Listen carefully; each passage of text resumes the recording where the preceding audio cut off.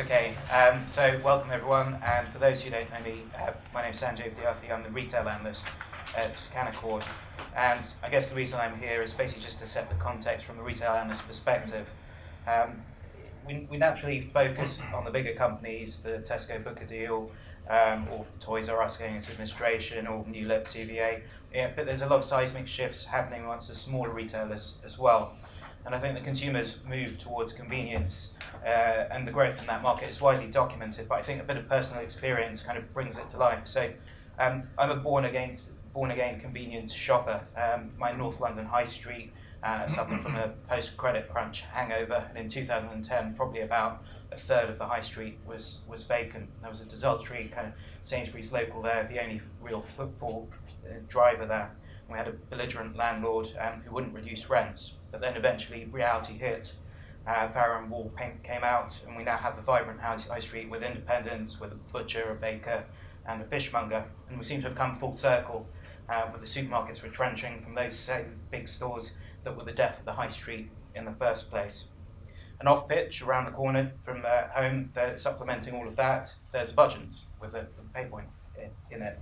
And that's evolved its proposition over time as well to kind of match the change in the customer demographic. So the combination of the rebirth of the high street and convenience stores upping their games in terms of the kind of product that they're offering has really changed the way that we shop and the way that we use a traditional supermarket. The butcher, for example, now is a chain of four, suggesting that it's not just an isolated kind of phenomenon. It's happening across London and maybe across the country as well. So the opportunity for independents and convenience store owners in the local community in this brave new rent world, I think is huge. And we have a rare opportunity today to hear from some of the participants in that market. And that's where also PayPoint comes into this. The low-cost, fit-for-purpose technology that they provide, I think, is a must, as we see the market move full circle, and the smaller retailer, I think, must professionalize and have the necessary tools to innovate and to improve the convenience offering so that it can retain its customers and also defend its position against the larger retailers. And also there's a big opportunity to improve margins and working capital. So with that, I'll hand over to Dominic. And Thank you, Sanjay. So first of all, I'm delighted to be here. Just to introduce myself, I'm the Chief Executive of PayPoint. I'm now in my 21st year of running this business. And I have a team of people with me to support. Emma Allen is our product manager for all our retail-facing products. There's Steve O'Neill at the back, who's our marketing director. Amit, who will be showing, for those of you who are interested, a little bit more about how our technology works in store after the presentation. And probably most importantly, we've got some retailers here with us. Ralph, who has a store near Croydon. I think that's a sort of in the newsagent broadly category. Dave, who has a number of stores in Weymouth, including some specialty stores that sells lots of rock and that kind of stuff on the beach. And then a husband and wife couple, typical of the convenience, so who are just very close to our office actually in Welwyn Garden City, who run a classic, what I would go to be a classic convenience store, and we'll be having a Q&A session later during the day, or later during the morning. So actually, despite having been here for 21 years running this company, this is our first involvement in a seminar related to convenience. So yeah, I'll also ask myself that question too. Anyway, it's good that we're getting started. And our objective today is really to shed light on the channel and the dynamics within the channel, and to help you understand what a local shopkeeper needs to do to survive. And obviously, you know, these guys' involvement will be critical within that. And we've got, basically, I'm going to be covering a little bit about the convenience landscape. Emma is going to be talking a little bit more about the technology and what retailers need in their store and how, by implication, we can help them. And then we'll be going into a much stronger Q&A with these retailers. It'll be wrong for me. I'm going to try very hard during my bit of the presentation not to talk about PayPoint. So before we get onto that bit, I am going to just have a very short advertorial around what PayPoint is and what we're doing. And PayPoint is now in its 22nd year of life. And we sit at the heart of what goes on in convenience in many, many ways. That's all we do. We We have a network in the UK and a network in Romania. In the UK, our network is just under 29,000 sites. In that context, we're bigger than the post office, the banks, and the supermarkets put together. Okay, so we are the go-to technology-enabled network for this kind of thing. Last year, we processed 650 million transactions, accounting for £10.4 billion for about circa 400 clients. And we pioneered bill payment, which drives footfall into stores. Last year, there was about 500 million footfall visits into the network based on bill payment. We pioneered parcels, picking up, consumers being able to pick up and drop off parcels, which is particularly relevant in this time of online shopping, because online is terribly convenient, but actually getting the goods delivered to your home in a way that's convenient for you is not so convenient, and that's why the local shop proposition works. We service, last year, about 23 million parcels through about 7,400 shops. And we also provide a whole range of products and services to retailers, including ATMs and card processing and so on. But the core of our new direction sits around our point of sale technology, which is about PayPoint One, which is what we'll be talking about today. That's the end of the advert. And we'll now go on to talk a little bit more about the landscape. So, the fact of the matter is there's a hell of a lot of change going on for us as consumers. You know, for many consumers, shopping has become much more of an entertainment thing than it has been a sort of needs thing. And that's really given rise to purpose-built shopping centres, which have become ever more complex, like Westfield, where you can shop, you can eat, you can watch a film, you go ice skating, or whatever the entertainment the centre offers. And the investment in those shopping centres is getting ever higher, which means they're fewer, which by definition means that they're further away from where consumers actually live and where they work. And of course, all that has had a dramatic impact on the high street, which has been very well publicised. Shopping needs to be convenient, and there's nothing more convenient than being able to buy sitting on your sofa at home online. And of course, the track of online growth has been dramatic. Equally, you know, when I was a child, we used to buy the weekly shop or the fortnightly shop, and all the food that I was going to eat tonight would have been in the fridge for at least 10 days already, ready to go. The reality is today, people are wanting to choose what they want to eat tonight at lunchtime. And the consumers want variety, and they want choice, and it's got to be fresh, and there's food to go. So all this presents enormous challenges in terms of how that supply chain is managed. And I think from the point of view of the overall changes, you know, online is definitely where it's at, but convenience is definitely the place to be, close to where people live and close to where people work. And this sector has gone through an enormous amount of change. You know, we all know about the Tesco Booker deal here. We know about Co-op having bought Nisa. Co-op are now also supplying Cost Cutter, with the Parma and Harvard getting into administration just here. But this change isn't a kind of sudden now thing. This change has been going on for many, many years. Just over here at the beginning, Tesco and Sainsbury's. Tesco launched Tesco Express in concept in 1994, and the first dedicated store was in 2002. Sainsbury's launched Sainsbury's Local in 1999. So this idea that multiples are very involved in the convenience space is kind of nothing new, and that has heralded a whole series of change, which, as you can see, is well charted on this slide. And I think the important thing here is that, you know, convenience has adapted all the way through this change process. And, you know, they've survived the changes, and in fact, the sector is thriving. And it's driven very much by entrepreneurs working out what suits their local communities to make business successful for themselves. Okay, so there is always lots of organisations that segment consumers, different types of shoppers. This happens to be by an organisation called Harris Marketing, HIM. And whether you're a well-balanced being, or you're a cash-strapped family, or you're a lunch-hour breaker, the reality is there are a whole variety of different consumer groups that have different demands of their local shop at different points of the day.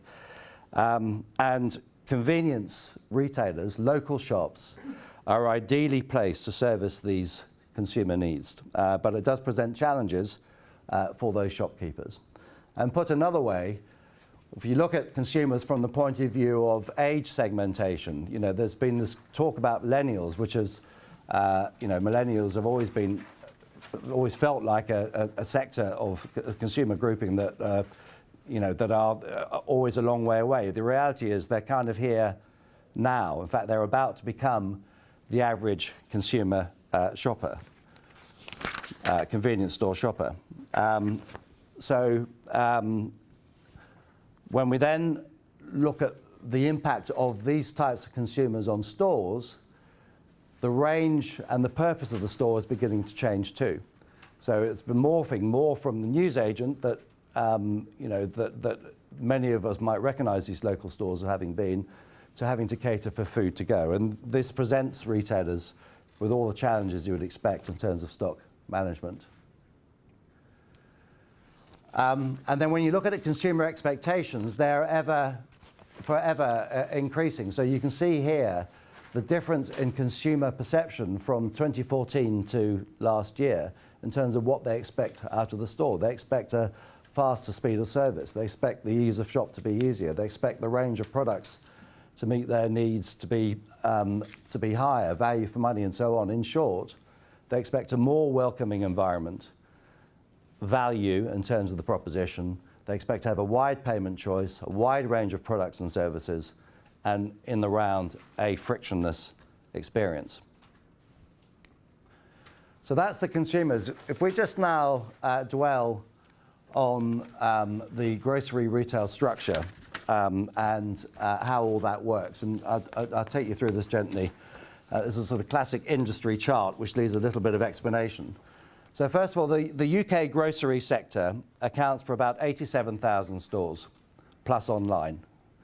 And that accounts for about £180 billion worth of sales, of which online counts in round numbers for about 10 billion. So it's definitely a store-based proposition. And if you then look at the segmentation, hypermarkets are stores over 60,000 square feet, not very many of those, but they obviously sell a lot.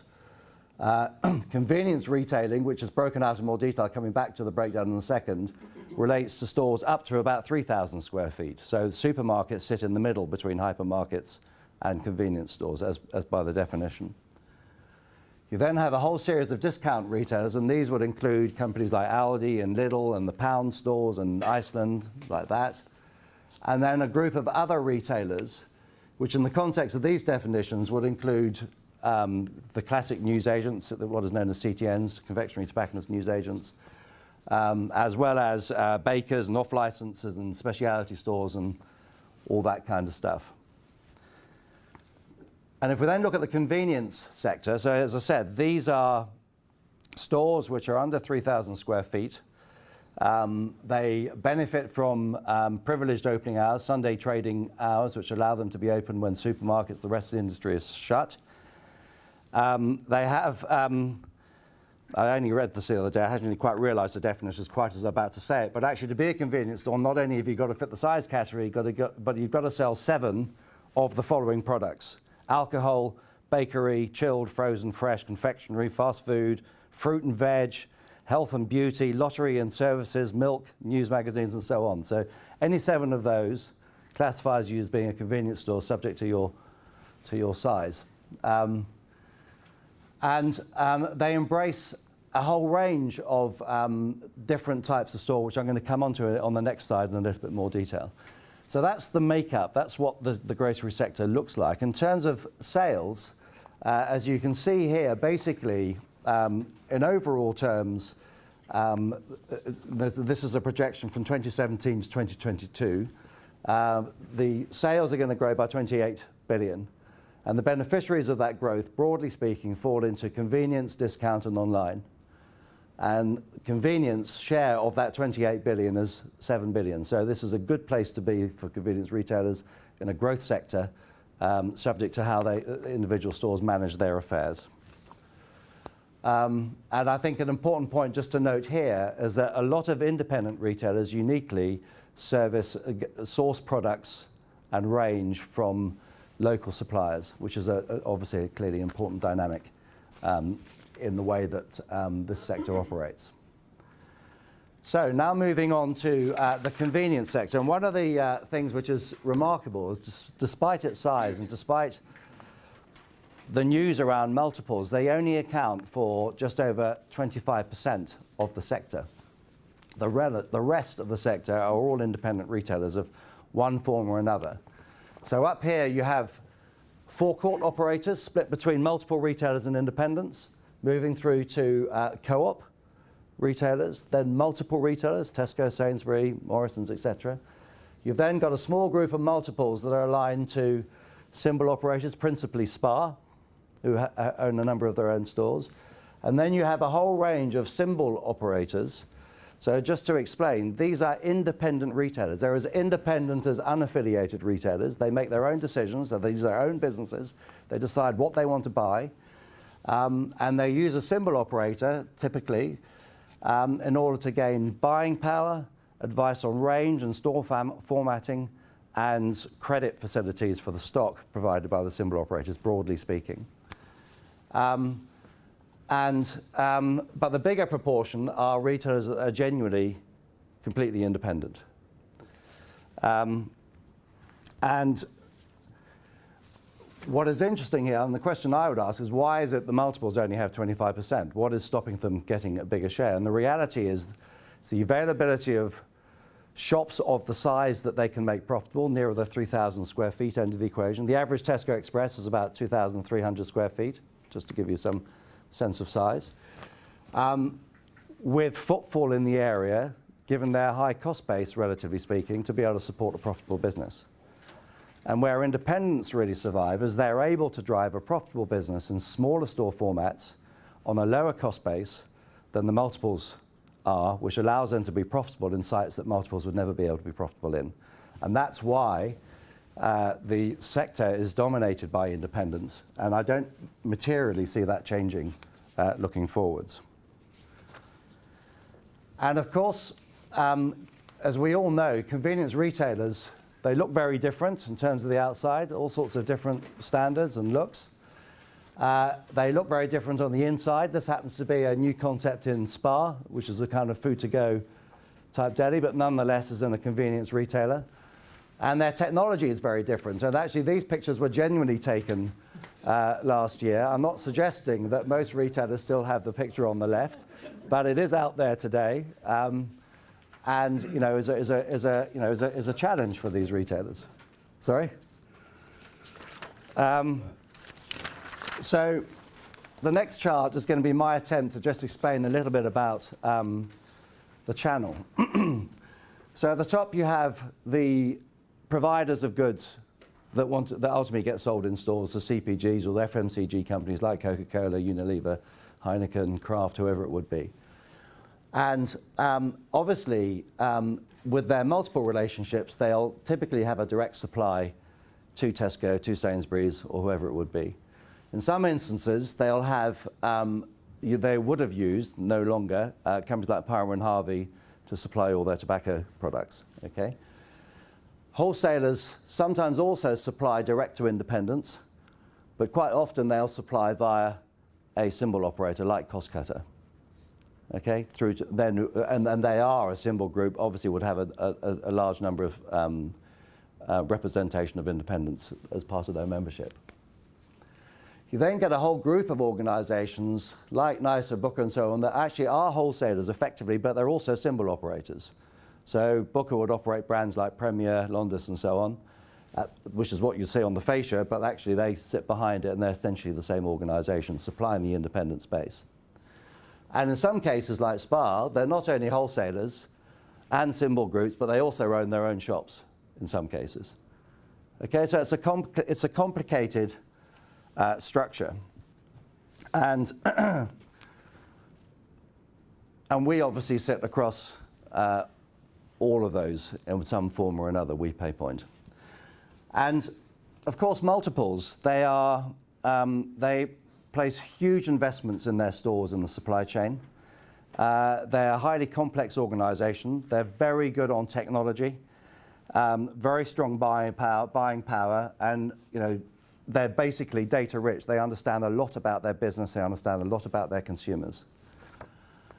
On the other hand, independent retailers are much, much more fragmented, relatively low tech, low investment in technology, little supply chain management, poor buying power relative to the multiples, and a data poor relative to the data-rich aspect of the multiples. And from a sort of CPG perspective, this area here is largely a black hole in terms of knowledge about what's really going on in the independent space. They don't really understand what's going on here in any level of detail. In fact, Emma was saying, earlier on today that, in round numbers, the CPGs invest somewhere between 50 to 100 million pounds in field forces, men in vans, etc., to try and shed light into this space, which is very difficult to get access to.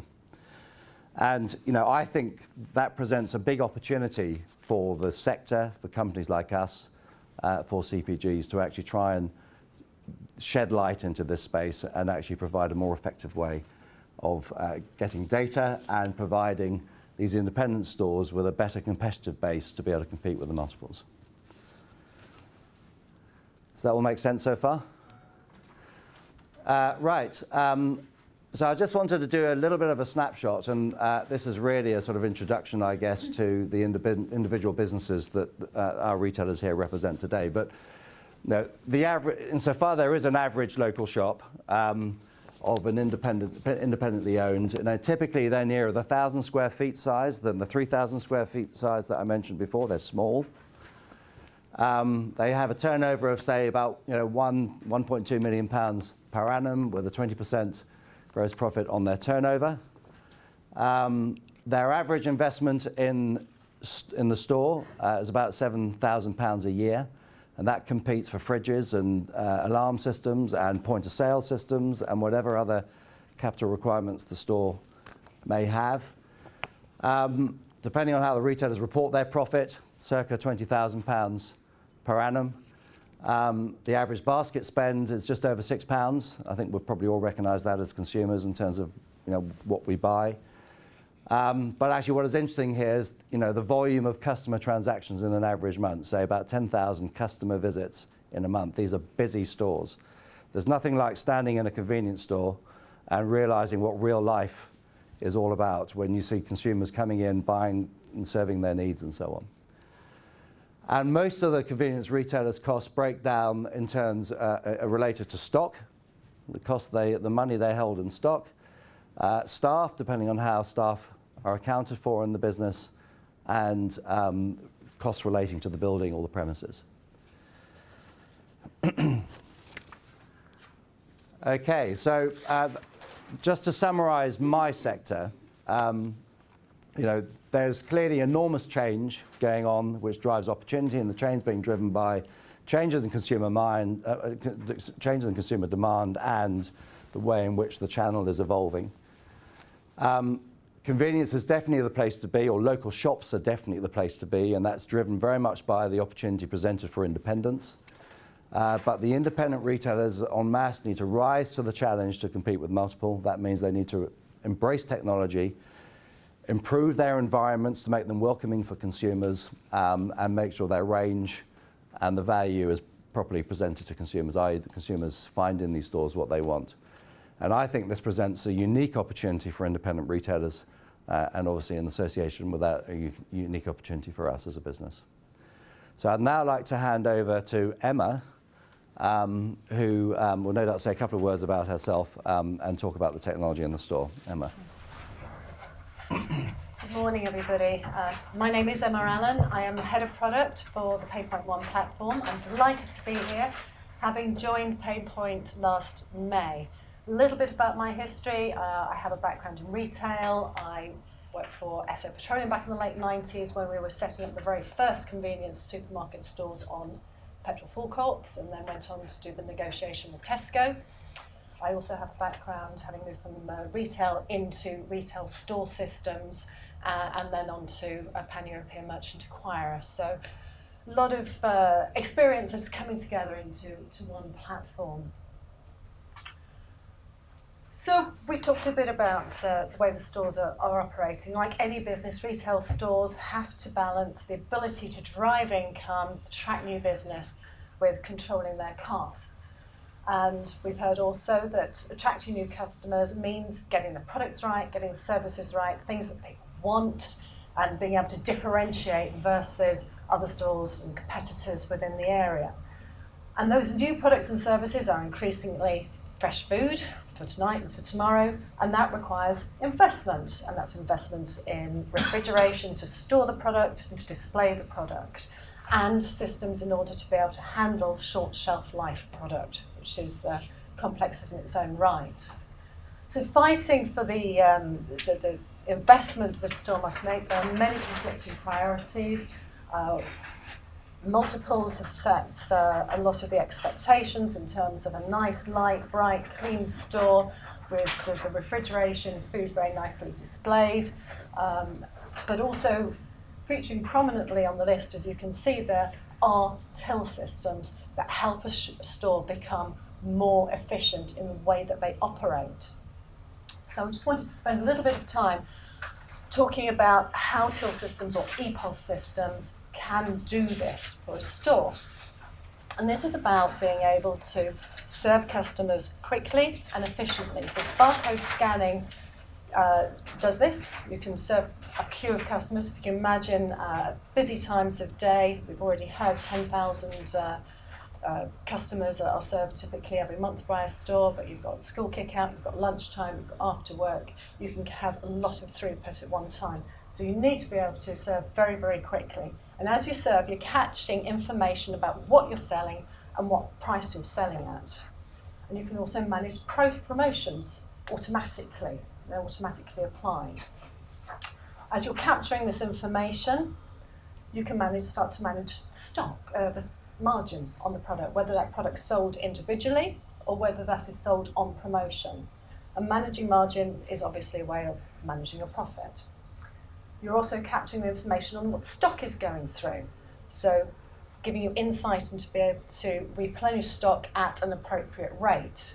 You can see what stock is not going through and actually just sitting there and not working hard enough for you. So you need to make the decision whether you're going to carry on stocking that or whether to replace it with something that's going to work a little bit harder for your store. You've got customers wanting to pay for their products, and they're paying by cash, they're paying by card, by mobile phone, by vouchers, all sorts of different ways. And you need to be able to balance up what is being sold, how much money you should have versus what is actually cash in the till, and managing that cash in the till, and what's going on with the other forms of payment as well.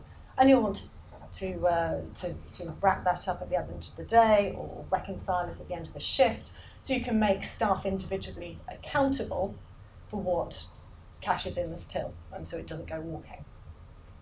So there's a lot of information here being caught by an ePal system: what's being sold, how much it's being sold for, at what rate of sale, promotions are working for you. So every ePal system will come with a suite of reports that allow you to look at the business and give you an indication on the business performance and make some good informed decisions about where you go with that business.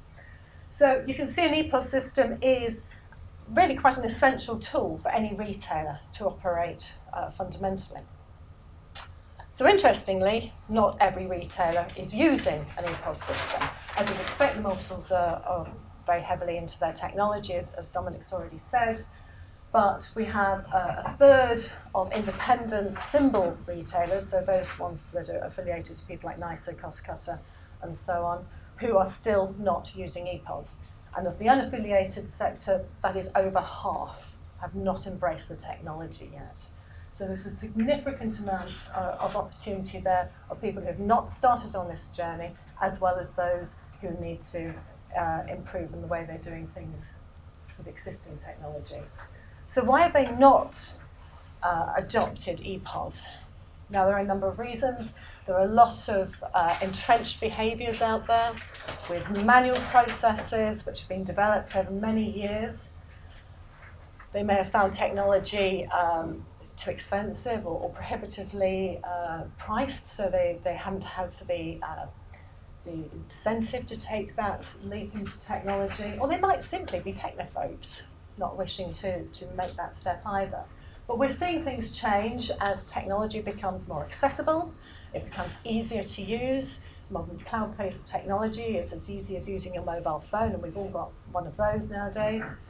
And also we have a change in regulations, which require more and more ability to be able to show that you're complying to those regulations. For example, we have HMRC talking about bringing in new regulations in April 2019, which will require all small and medium-sized businesses to submit their VAT returns online, digitally, every quarter. So that requires a little bit more structure within the business. So how do you choose an ePal system? There are plenty out there to choose from. There's some very exciting ones that you can just download straight onto your iPad and then get going, and it's all there. But if you're serving 10,000 customers every month, you need a piece of kit that is going to withstand that sort of wear and tear in the environment. You need a scanner to be able to scan quickly, serve your customers, get through those queues, and you need to be able to take payments quickly and securely at the end of the day. So tablets may look great with some of this software, but they are simply just not suitable for the environment. So we then have to look at the functionality on that software and how it works for you. And every different retail environment will need a slightly different ePOS system. And for an example, Tesco use a different ePOS system in their main supermarkets and hypermarkets than they use in the one-stop convenience sector, because they trade very subtly differently and they have different needs in each avenue, each channel.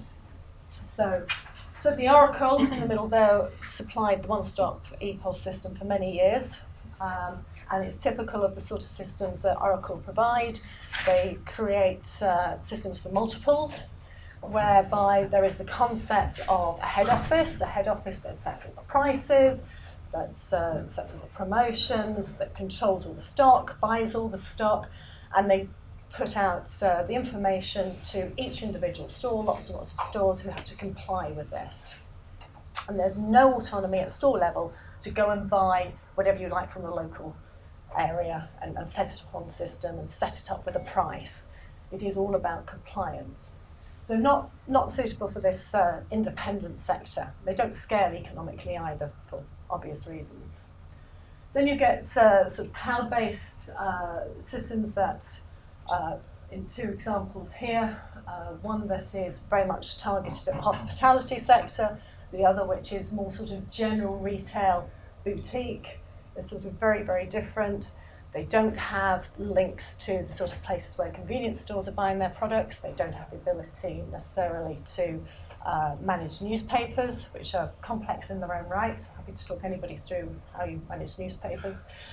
They don't necessarily have the ability to manage variable VAT, because you will be selling grocery at 0% VAT, you'll be selling your alcohol at standard rate VAT. And not only that, you have to check the age of the person who's buying it and the age of the person who's selling it, and show you're adhering to those regulations. So there's lots of complexity within convenience retail, which means that it needs a specific ePOS system that meets those individual requirements. Now, there are systems out there, such as RDP, who's a major player in the convenience market, who have been doing this for many, many years. Many, many years. The technology is based on, was written over 20 years ago. So it is very hardware-centric, which means that it's pretty inflexible. It doesn't have the concept of being upgraded in the same way that the apps on your phones are upgraded regularly. So it's not growing retailers and making these changes as consumer demands are changing. It's also, like many other ePOS systems, comes with upfront costs, which, although it may be waived in some cases, it normally, when they're waived, comes with a requirement for a retailer to sign up to some supply deal that, of course, means that there is never a free lunch. You know, there are always strings attached. So there are barriers. They also can't provide real-time access to data for retailers. And we do find that retailers nowadays, independent convenience retailers, are operating more than one store, and they're on the move. They're not always in any one of their stores either. They may be at the cash and carry. So the ability to be able to track sales, to manage their stock, to manage their prices and promotions from wherever they are is of increasing importance. So I have a short video here now which shows a bit of how that might work for retailers. Introducing the new PayPoint One Stock Manager app, available to download free to your own Android device. Our intuitive dashboard allows you to see what you're selling in real time. Compare sell periods, top sellers and promotions all via the app.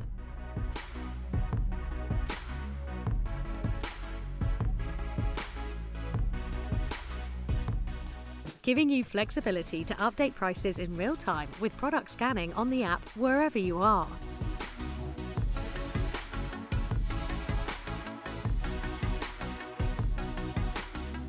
The app can also be controlled by voice.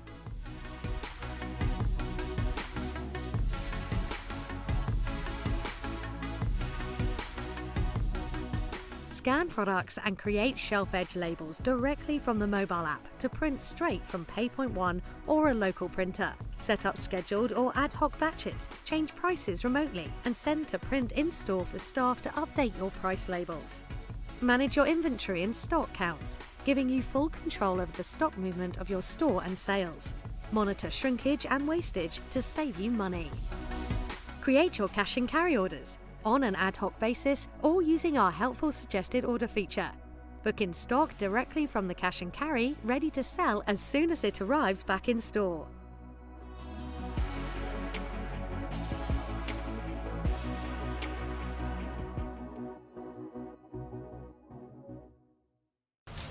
And certainly Amit would be happy to show anybody how the whole system works after the seminar, if you just ask him.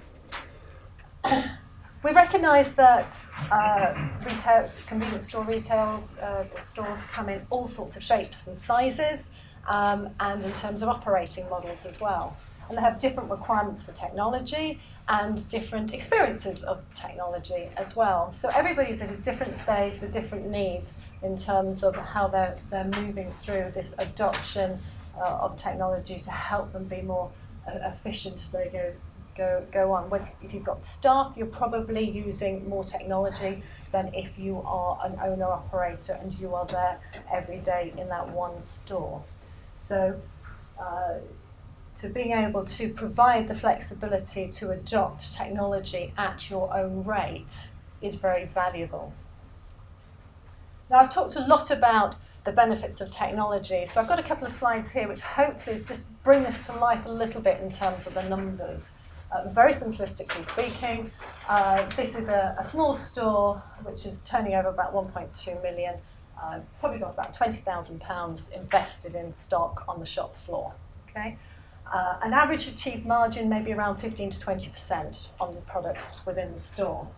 And at 15% margin, every time you turn £20,000 worth of stock, you'll be making £3,000. Now, not all stores sell the same products at the same prices, and I've just pulled out a couple of examples here of price ranges on common products, so Coca-Cola and milk, just to show that by flexing prices, well, retailers do flex prices to manage their margins to some extent. And I have to say, it's not untypical to walk into an independent store at the very unstructured end of the market and find that there are some products there being sold below cost. And this is typically because they haven't noticed that their cost price has gone up and they haven't adjusted their retail price. It does happen.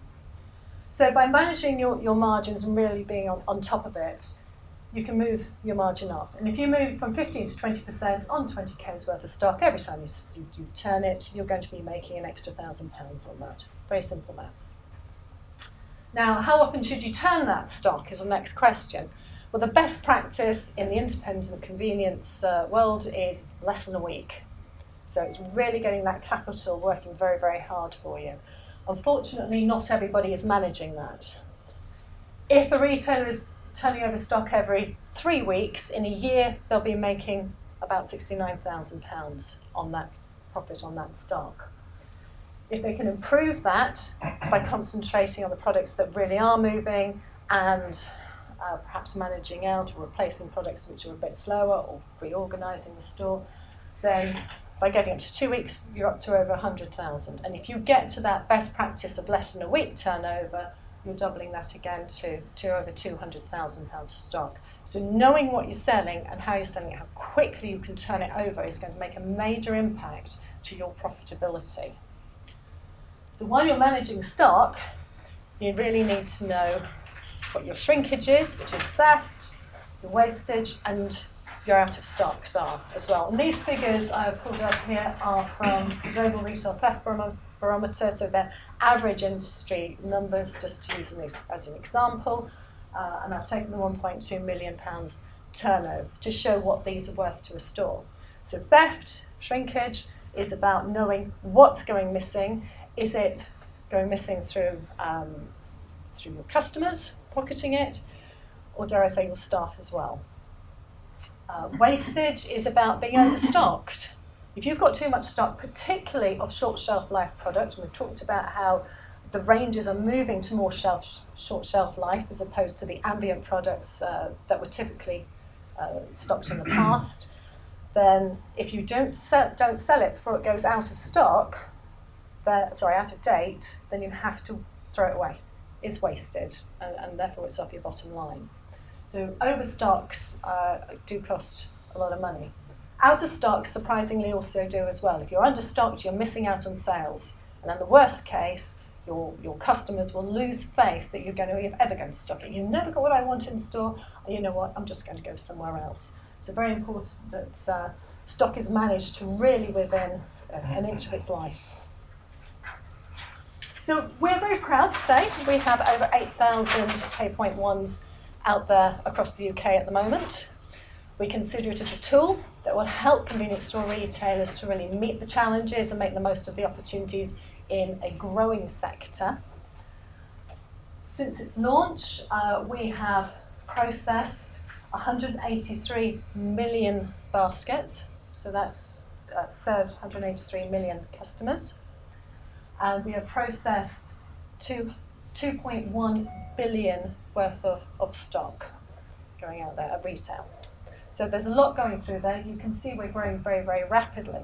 And as we do so, we're creating data. So what are we going to do with this data? It's a good question. We're at very early stages of looking at it. It's still being created at a very rapid rate, and we're reviewing the uses of that data. Now, there are a number of audiences that we've already identified who would be interested in it. The retailers themselves, there's a lot of value that we can play back to retailers to help share best practice, to say what a store like me is achieving somewhere else, to help me benchmark my performance and perhaps give me indicators on what I can do to be more profitable. Consumer packaged goods are very interested also in understanding a sector which is growing and becoming more important to them. And they're as frustrated about being able to understand what's going on as convenience store retailers are about accessing the brands at prices and promotions which are competitive. Thank you, Emma. So as you can see, we're very excited about what we've achieved with PayPoint One. I just wanted to, a little bit dangerously maybe, make some predictions, forward-looking predictions. And really in 4 areas. I mean, the first thing I think is that I think we all recognise that local shops are fundamentally, and their owners are fundamentally passionate about servicing their local communities and actually providing the right range of products and services to those communities. And I think convenience is going to become ever stronger over time as the big shopping centres become fewer, the high street changes into something a little bit different, and the place where people want to get their local thing done will be in that convenience section of the local shop. So I think it's going to get stronger. The second point is that growth in the sector is going to be driven by really entrepreneurial local shop owners that are carving out their proposition to serve those local communities. Quite an interesting example I learnt the other day. There are a number of local shops in university cities that have now forged links with Deliveroo serving students in those cities with beer and crisps delivered from the local shop. This is just a classic example of how shopkeepers are seeing an opportunity, seizing it and driving that forward. And I think that's going to happen more and more. These guys here are all entrepreneurs that are working out what to do for their local communities to drive value. Technology, as I think the big theme of today has been technology. There's a gaping opportunity in the independent sector to help retailers better with their technology. I've used the phrase in the past to convert retailers from being shopkeepers, the analogy of which are they're tied to the counter, can't get any information without looking at the till on the counter, to being business people that are able to access information remotely, that have a holistic view of their business, know where they sit within their local communities, who their competitors are, what they need to offer, and so on. I think that is a massive opportunity for independent retailers that will drive the sector forward. And finally, as I think I indicated in my presentation, the supply chain is going through an enormous amount of change. And I think there's plenty of scope for further disruption in the supply chain. If you think about the challenge of what the CPGs have to get their goods into stores and to understand better what retailers are doing, I think that is going to continue to change. And we believe PayPoint's very well placed to be able to help retailers achieve their destiny and be part of that change. So that's the end of the formal bit of the presentation. I think Steve, our marketing director, is now going to sit and adopt the role of master of ceremonies to perhaps do a little bit of Q&A with these retailers. But actually, if any of you have questions, this is your opportunity to ask these retailers questions about their business. Lovely. Thanks, Dominic. Morning. So I'm in the cut and thrust of convenience retail. I'm utterly conscious that 30 seconds time for some of these retailers is pretty precious. So we really appreciate you taking the time out of your businesses today to come give us an insight into sort of what it's like to run a business in this sector. How we're going to play this, I'm going to get the ball rolling with a few questions just to get the guys talking, and then so you've got a little bit of time to think of your questions, and then I'll sort of throw it open to the floor and we'll just get the guys to sort of table some of the things that you'd like to answer. So do seize the opportunity. So if we can just start off, I'd like to get each of you just to do almost the sort of the 1 minute snapshot of your business. So paint us a picture of your business, your store, your customer base, and sort of what it's like there. So Ralph, if you wouldn't mind sort of get the ball rolling. Yeah, sure. I'm a retailer, totally independent. I'm not affiliated to any symbol groups. It's a very small convenience store in a place called Woodmanston. And you might ask where Woodmanston is, because everybody else does. It's in leafy suburbs of Surrey. It's not far from Sutton, not far from Croydon. We're almost slap bang in the middle of the two, Croydon and Sutton. Useless piece of information, it's the closest village to central London. Not many people knew that. But it's just under 500 square feet. It's a community newsagent come bit of convenience. We're not big enough to be completely convenience, but we do offer a tremendous range of goods and services to people in the local community. Lovely, fantastic. Okay, moving on to Dave. I'm Dave Pisgah. We operate 6 stores. We originate in Weymouth. 3 stores are located there. We've got Town Centre store, a community-based store, and a rock and fudge shop on Weymouth Seafront. We've also moved up to Bridgewater, Southampton, and Christchurch quite recently. So we've been in growth for sort of about 20 years since the first store in Weymouth was there. Stores range from around about 2,200 square foot going down to 800 square foot. And it's all about just maximising what we can actually do in that space. And each business is slightly different. We are affiliated to Lundis, and obviously been dealing with them for, again, a good 22 years going on. Always looking at different trends. Food to go is very highly looked at in our business. We've been developing a bakery section in our main store for absolutely years, and we've now got sort of four food to go cabinets with really good sort of daytime, sort of lunchtime offering, and we're looking at developing that further into an evening offering, maybe sort of takeaway lunch, takeaway dinners, and various other pieces. But yeah, we're always just looking forward. And Perfect. Okay, thank you. Michael and Sanne, I'm always nervous with the husband and wife team about who really speaks for the business, basically. So I'll gingerly say, could one of you sort of give us an insight? We're a full-on convenience store in Oakland's Welling. We've been there for about 27 years.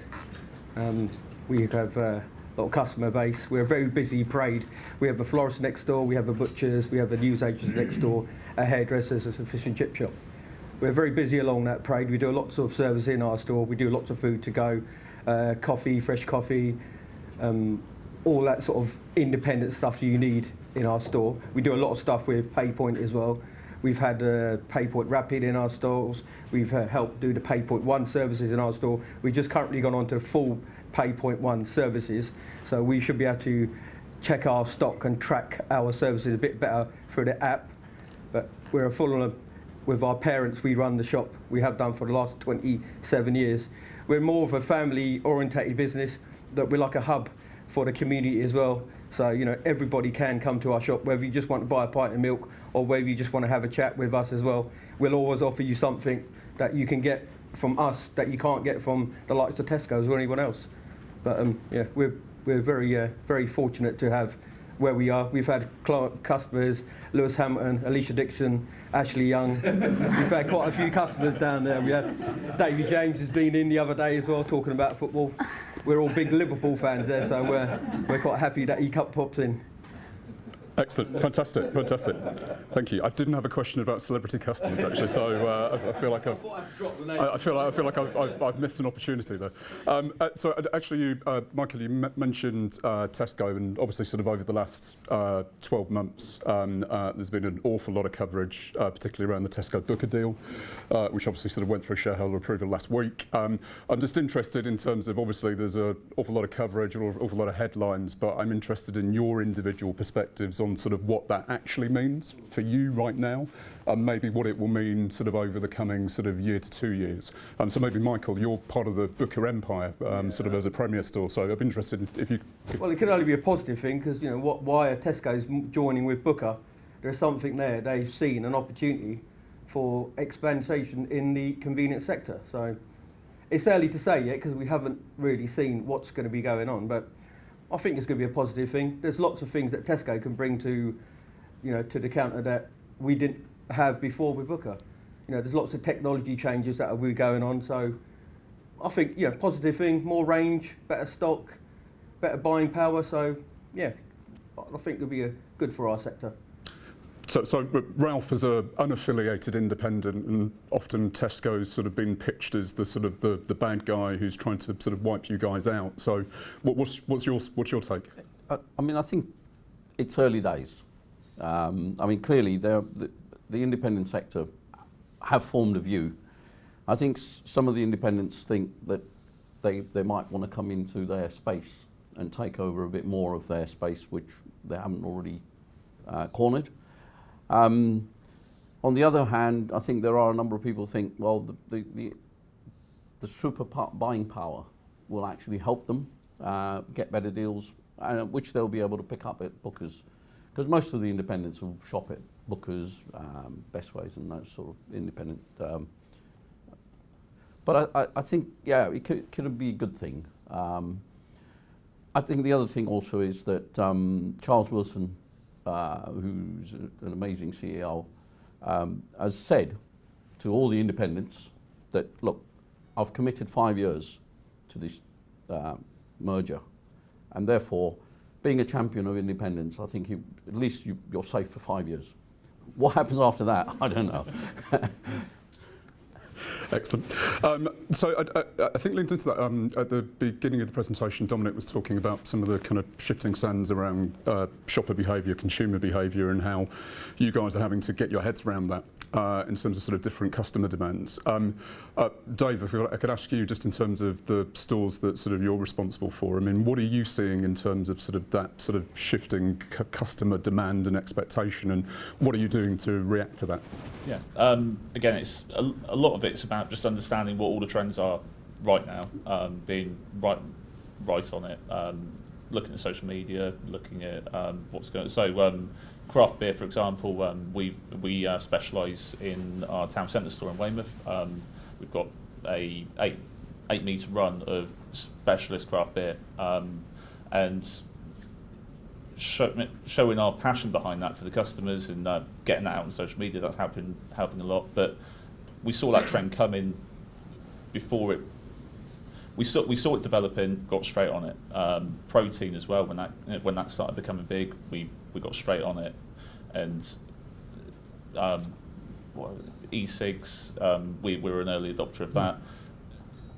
I feel that's where we stand out from the multiples, and being able to actually react to these trends a lot quicker, and you know, sort of always staying ahead of the game. Listen to the staff as well. A lot of our staff are quite young. A lot of them are millennials or before that, and by listening to what's going on and keeping our ear to the ground, that's how we can react and how we can obviously push forward. And yeah. Perfect. Sanne, what's your perspective on that? Just aside from all your celebrity customers, sort of, so the average Joes and Janes who kind of walk into your store, what have you guys seen over, say, the last year that's sort of changing, and sort of how you guys are reacting? I mean, we just try to provide best what we can give to our customers, what they are asking us, and we just try to meet up their demands and everything. I mean, we adapt all the new changes. We've gone into the PayPoint as well, and now, as Michael said, we've got all fully equipped with their terminals and stuff. So. Yeah, and in terms of your local community, sort of, I think often sort of stores play quite a fundamental role, both socially and economically, in the local communities. I mean, how does that work in your store? I mean, customers come in the shop they say, we come to your store, we would like to get the service with a smile. That's what we get in your store, so that's why we come to your store. So. And all our older customers that come in, there's not a customer we probably don't know. We are more like all friends and yeah. family. I mean, they're young kids. They know our kids well, what they like, what they don't like. So it's just that relationship is very, very essential. I think that helps your business a lot. It's a trust, isn't it? Yeah. Good. Okay. Thank you. I imagine your staff turnover is quite low. Yeah, my dad pays rubbish, he does. He's got me in a long-term contract here, yeah, so I never should have signed it. Something for the next salary negotiation. And then just sort of moving on to the technology theme, and sort of particularly sort of around what role that plays within your business. I mean, Dave, I know you're a sort of a bit of a, in the nicest possible way, an IT geek, in the positive sense of the term. But kind of talk to me a little bit about sort of like how you kind of embrace technology, embrace data, sort of within your business. Yeah. Again, data amazingly important, especially when you're trying to run 6 sites. We need to understand what's happening in every single store all the time. We need to understand what stores are turning over. We need to be looking at the hourly sales are important, because we can make sure we're putting enough staff on, running them efficiently, looking at what products we're selling in stores, and being able to actually remotely access this data as well is hugely important. As I said, from more of a head office type level. As I said, measuring margin, measuring wastage, pretty much everything these guys have been pointing out in the slides. It really helps us drive business, and it helps us improve our margin. It helps us to keep all the costs under control. I mean, there's various pieces. A lot of it's how you as you guys are probably all aware, how you interpret the data is and analyse it is the key, and finding systems that will actually let you do that, is what's going to actually help drive the business forward. Fine. I'm conscious of time and sort of wanting to sort of, I'm sure you're all sort of on the edge of your seats waiting to throw some questions to the guys. So does anyone have a question from the audience?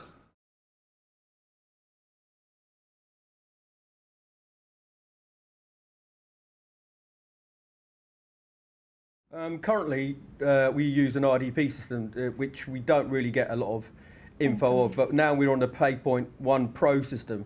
We've only really had it fully functional for probably about 2 weeks.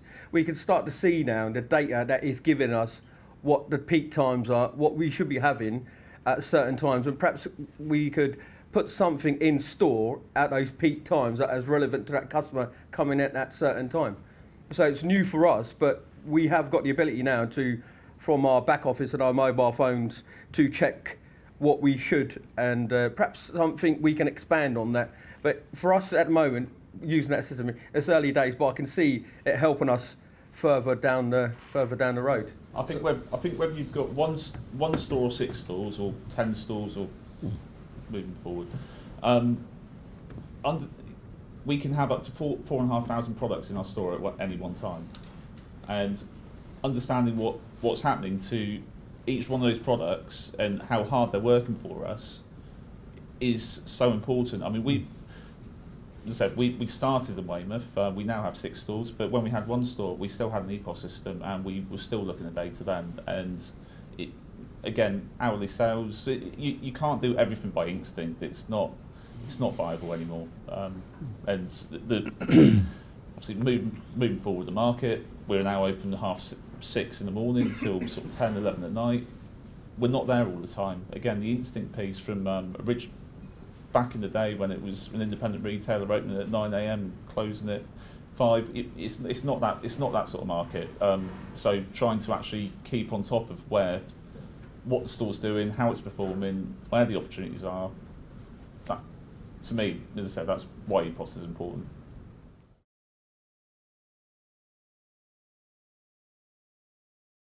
So food to go, as I said, there's much larger margins in food to go. Customers are looking more for experience as well as what they're looking at. They're not just coming in for tins of beans anymore. They're looking for experience, indulgence, and so food to go for us is definitely taking up more and more of a store.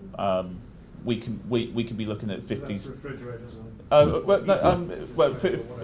a sandwich bar, hot sausage rolls, pasties, bacon rolls, breakfast offerings. As I said, we want to move into more of an evening serve over as well. Maybe have some, say, 3 varieties of trade up lasagna, curry, and as a takeout. You know, for people who finished work. But as I said, we could be looking, rather than the average 20% margin we could be making on grocery goods, food to go represents more. You could be looking at anywhere between 50, 60, 70% and higher, depending on how far you go with it. So it's definitely where we're stepping towards, and we're wanting to develop into. I think most of the capex will be equipment, chillers, etc., etc. I think there is a trend now that people want fresh, and I think that's becoming more and more important. Certainly where we are, I mean, you know, it's a village, but people still want fresh. Gone are the days where you're going to sell tinned stuff day in, day out. You know, that's a declining market. As I said, a lot of our independents shop at Booker's. Booker's have actually increased the range of fresh fruit and veg, and it's absolutely immense growth in that sort of channel.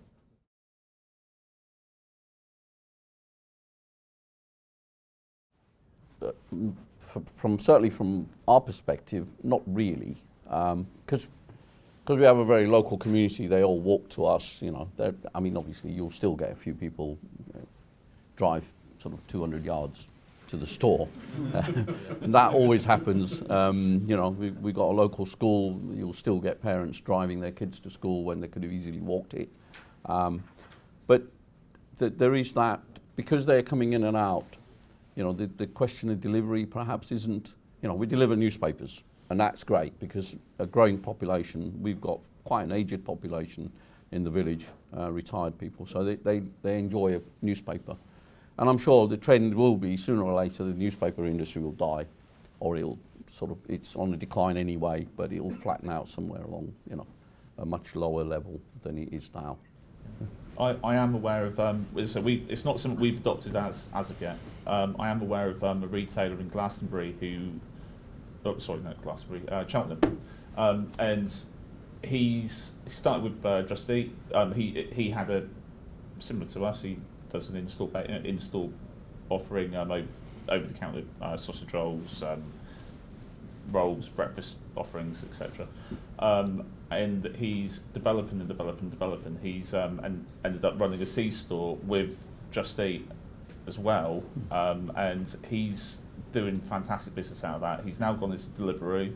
I like the Deliveroo offering because Deliveroo employ the riders, so that actually takes the cost away from us. So all we're doing is actually packaging everything up, making everything, and then they come in. There's a bag. So we haven't got drivers sat there, you know. So yeah, Deliveroo for us is obviously. If it was in Weymouth, we would be using it, but it's not in our town at the moment. We may get the odd customer that comes in that has brought some shopping, and we'll quite happily drop off at their house and that. But most of our customers, it's the same again as Ralph. You know, they walk into the shop. You know, we got ample parking at the front, which always helps us as well, because a lot of our competitors who are probably about 2 or 3 miles away, the parking is quite bad for where they are. So often people just pull up, get their stuff, and go. Like I say, look, you know, if there is a customer that wants to be taken because they brought a few extra stuff, usually are the older customers, then we'll sort of pop in the car and take them home and that.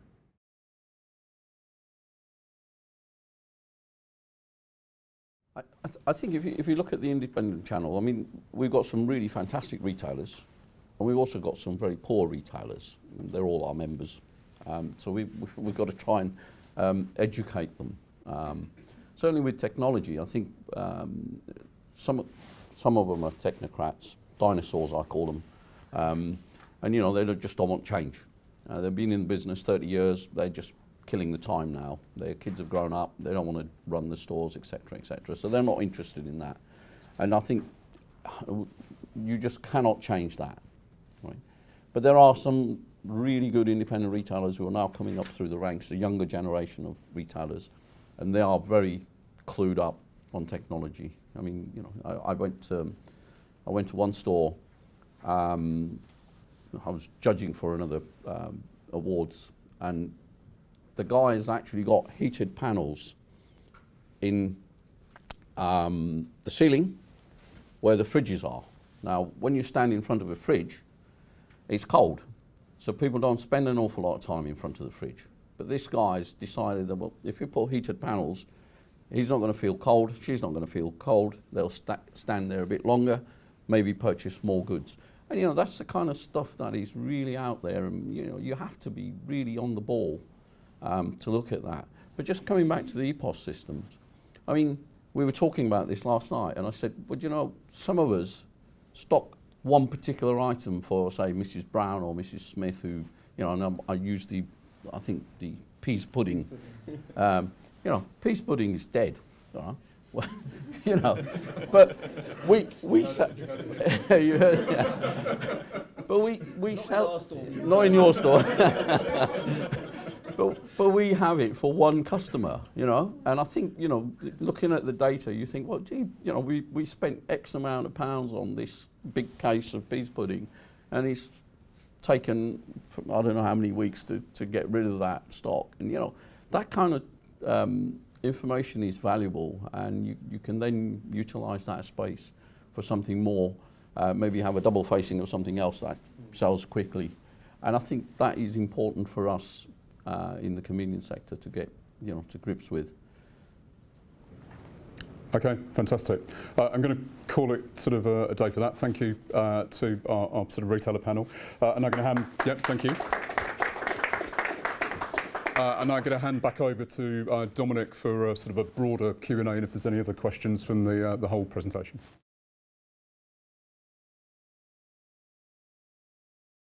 One of the things about it that we're lucky in a way that the PayPoint One device, which obviously is an ePal system, and in that context that's what we've been talking about today, is also the device through which we drive all our more traditional footfall generative services. And so, you know, over a period of time, we'll be swapping out and are swapping out our old technology, which is in 28,000 stores, with new technology. So we will be enabling over time retailers with the capability to use EPOS. The challenge then is, as you'd have seen on Emma's slide, is actually, are they using EPOS? And, you know, we're on a journey with that. I mean, you know, whilst I'm very proud about the fact that in less than 2 years we've got a very strong penetration emerging already, you know, retailers using it in the way that would benefit them best is somewhat behind that, and we're going to have to work hard to help retailers use it. So, you know, and of course, you know, with our device, it doesn't cost the retailer anything, which is, you know, a major barrier to entry removed, if you like, from in terms of bracing technology, in terms of the hardware. So yeah, it's definitely come from a lower percentage, and it's going to go to a much higher percentage, I think, is the short answer. And we see ourselves as being a big part of that.